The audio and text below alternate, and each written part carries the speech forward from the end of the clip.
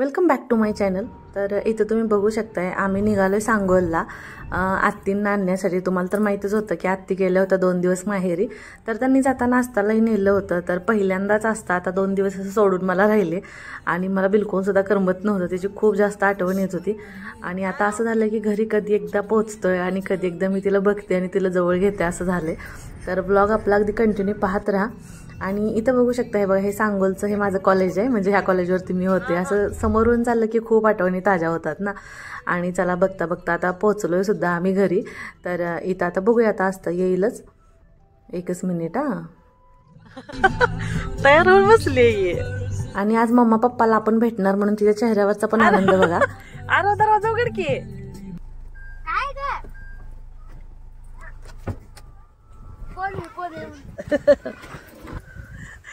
भाऊ कुठे असता?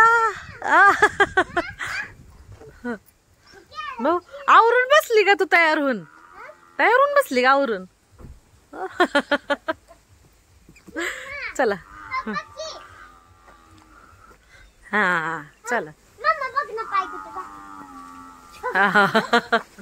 बस बस बस बस।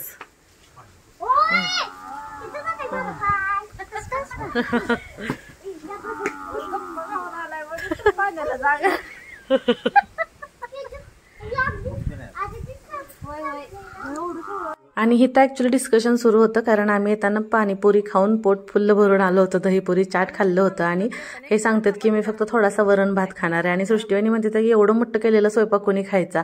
आणि मी त्यांना सांगितलं होतं की आमच्या नावचा स्वयंपाक बनवूच नका म्हणून, पण त्यांनी बनवला होता। काय आणलंय? काय काय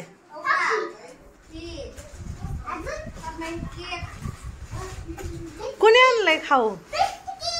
ओ कोणासाठी ठेवलाय ते खाऊ?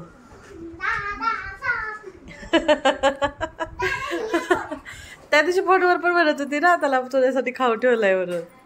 बघ पिल्लो, तुझ्यासाठी ठेवलाय त्यानं खाऊ 2 दिवस। आता पप्पांना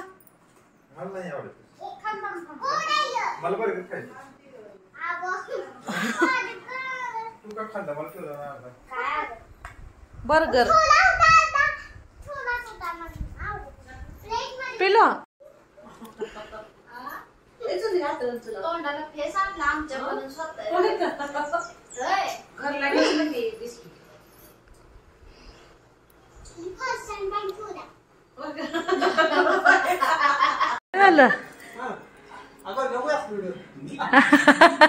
आणि इथं आता बघू शकताय तुम्ही वैभव आणि हे दोघंजण जेवायला बसलेले। तसं तर काही भूकच नव्हती, पण आता बनवलंच होतं स्वयंपाक म्हणून म्हटलं चला अगदी थोडंसं खाऊन घेऊया। हा होय की, असं दे की मग। चालतं प्रत्येक वेळी काय नॉनव्हेज का हो? बघू थांबा बघू व्हिडिओ घेऊ नका बोलते तर भेटलं थांबा म्हटलं आता असंच घेते। मग सुद्धा त्याला काय असते, तसं बी आम्ही स्वयंपाक बनवूच नका म्हणून सांगितलं होतं, हाय की नाही आत्ती? आज आम्ही नाही म्हणतात आता म्हणून म्हणलं। आरो जेवत नाही का तू? इकडे कोंबड्या कोंडायच्या सापडते त्या का भाऊ? सापडते त्या काठी घेऊन फिरताय म्हटलं माग। हा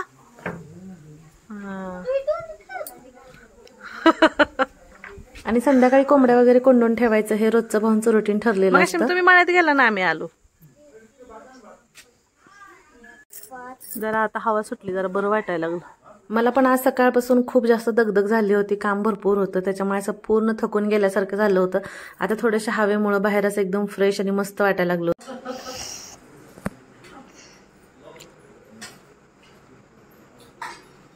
मगाशी भाऊ मळ्यात गेलेले होते फिरायला, त्याच्यामुळे मग काय ते मगाशी जेवणासाठी नव्हते। मग वैभवनी आणि ह्यांनीच दोघांनी जेवण केलं। आस्ताने आरो तर काय जेवणारच नव्हते। मग आता आम्ही सगळेजण बसलो जेवायला।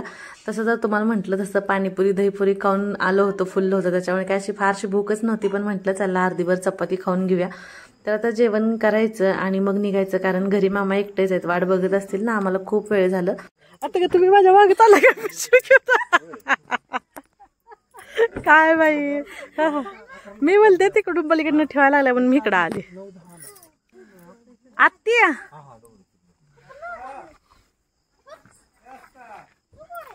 चलो बंधुराजे. ओके फिर मिलेंगे चेन्नई को. होय होय. आस्था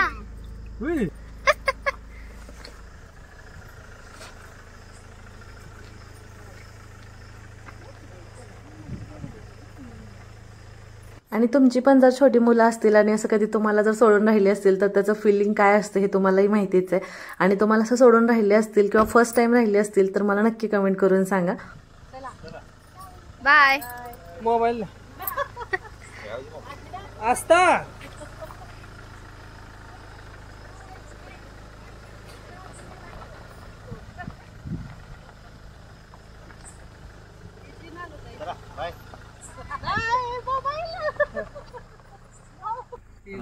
बाय या बरं का. Bye bye. आस्था आस्था मामी बघ. बाय. या बरं का. आम्ही आल्यावर ती राहत नाही आत्ती या परत. लय काळजी करू नका. कसा वाटला व्हिडिओ नक्की कमेंट करून सांगा आणि व्हिडिओ आवडला तर लाईक शेअर सबस्क्राईब करा. Bye bye.